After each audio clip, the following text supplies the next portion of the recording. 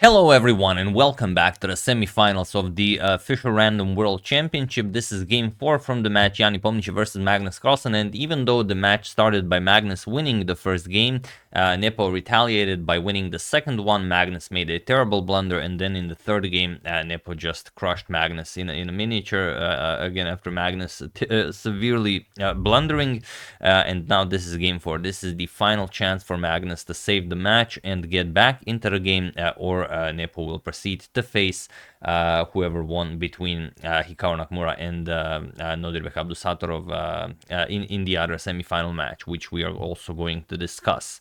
Now let's check out the game. Can Magnus bounce back with the black pieces? It's Nepo with white, and he opens with knight to g3. And Magnus plays pawn to f6. It's a weird move, yes, but it's a much needed one. If you, this is one of the rare Fischer random positions where you can immediately blunder the game on move 1. To give you an example, if you try to mirror white, you play knight to g6, already knight f5, and you're pretty much lost against a strong player. How do you stop knight captures on g7 checkmate? It's a really weird position. You have to play something like f6 and then give up a pawn and then play king f7, then the knight goes out, and okay, you can continue the game, but you've blundered the pawn, and well, that's no way to play against anyone. So after knight to g3, f6, no point in blundering right away. We have c4, and now pawn to c5, and now knight to b3, or you could go b4 right away, but okay, knight to b3. We have b5 by Magnus, and now c captures on b5, pawn to c4. Challenging the knight here, knight to d4, and now pawn to e5. We have knight to f3, and now pawn to g6. Magnus creating a very strong setup here. D5 is coming, and he wants to push those pawns. So Nepo will have to be very careful where he goes with the king. We have pawn to h3 and d5 by Magnus, and now comes bishop to h2. You could play a4 if you want to be greedy, but Nepo is leading the match. He only needs a draw in this game to win. He does not want to be greedy. He doesn't care about the b5 pawn. He plays bishop h2, aligns the bishop nicely with the queen, and now Magnus just captures on b5. We have castles now, and knight to b6. Magnus brings the knight into the game, pawn to e3, and now bishop to e6. We have pawn to b3, preparing to open up the c-file, and now Magnus also castles kingside. We have b captures on c4, queen captures on b1, rook captures, and d captures on c4, and now knight to e4 by Nepo. We have h5 by Magnus, and this is a move where, well, Magnus is doing quite well here, but after h5 he weakens his position, maybe unnecessarily. He doesn't want to see g4, g5 on the board, and that's why he stops at pawn to h5. But now Nepo has this beautiful rook to b5, which he spots, and the rook here is just incredibly strong, as you'll see in lines that follow. Bishop to e7, we have bishop to c2, now putting pressure on that g7 pawn, and now just knight to f7. So it's a question: can you move the knight and allow this x-raying of the pawn on g6? Well, turns out you can. We have knight to f7. And now just rook f to b1. Interestingly, here Nepo went to the bathroom when it was Magnus's move, when Magnus was deciding on knight to f7, and then when he got back to the table, he sat down and then he immediately played rook f to b1. He sort of predicted knight to f7 while being in the bathroom. But knight to h4 was worth considering, because you are attacking the pawn here, and even though it seems like you could maybe play something like f5, attack the knight, attack the pawn here, there's this very nice knight captures on g6, and now the bishop on e7 is hanging with check, so you don't have to worry about anything.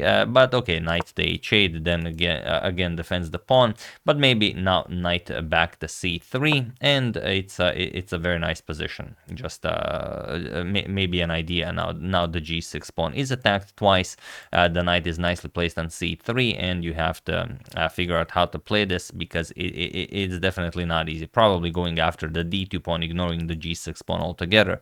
It would be a very interesting game, but Nepo decided that, okay, not gonna do anything crazy. Rook f to b1, just double up nicely on the b file.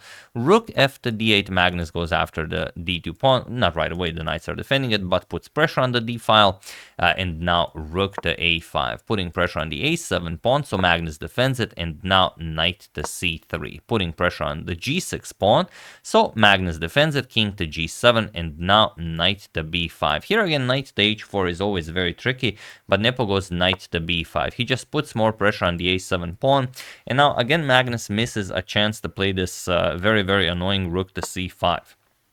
It's just annoying because you defended the a7 pawn with a tactic, and it's well, now the rook on a5 doesn't really look all that impressive, and you can't capture. If you capture with the knight, of course the rook hangs. If you capture with the rook, then you just play rook captures on b5, and even if rook captures on d7, there's rook captures on b1 check, and if captures, then knight captures on d7, and if you count the pieces, black is up a full knight. So okay, after knight b5, we have knight to d5 instead by Magnus, and now we have pawn to a3.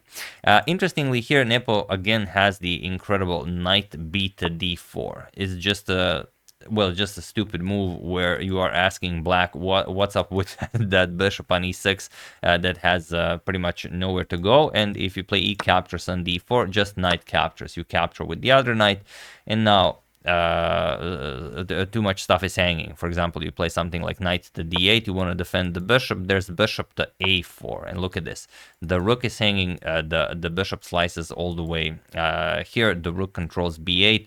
If you move the bishop, if you move the rook, then we can just capture the bishop here and then capture the knight on d5. I mean, it's a disgusting position where white is just completely winning, but I mean, who sees stuff like that? But I mean, look at this bishop, what is that bishop doing?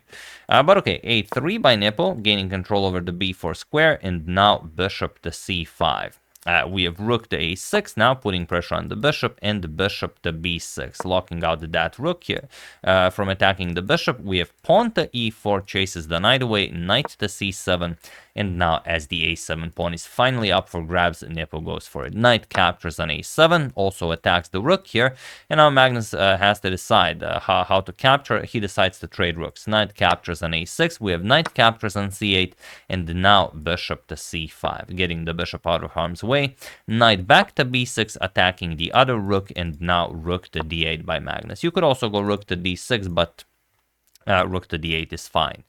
Knight to d5, and now knight to d6. And here the situation on the clock is some 9 minutes for Nepo and 5 minutes for Magnus. We have pawn to d3, finally getting rid of that c4 pawn.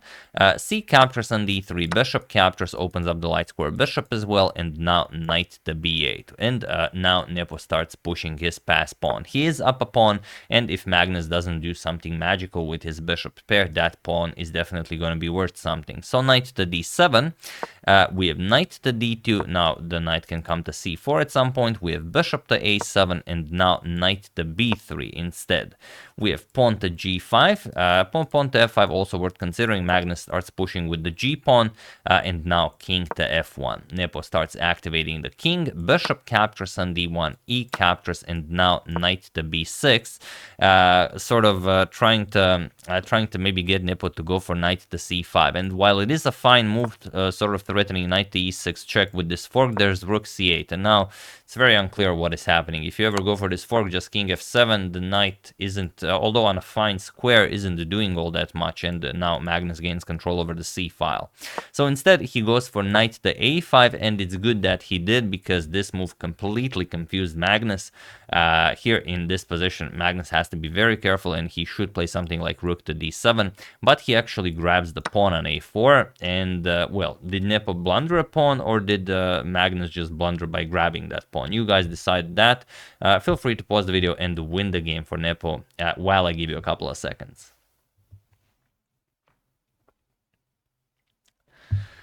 So for those of you who were able to do it, congratulations on kicking Magnus out of the Fischer Random World Championship semifinals. And for those of you who just want to enjoy the show, it is of course knight to b7. this is what Nepo played, and he was in this position on move 36 that Magnus Carlsen resigned the game, as there is nothing more to be done here. It's a funny move to miss, but what are you gonna do?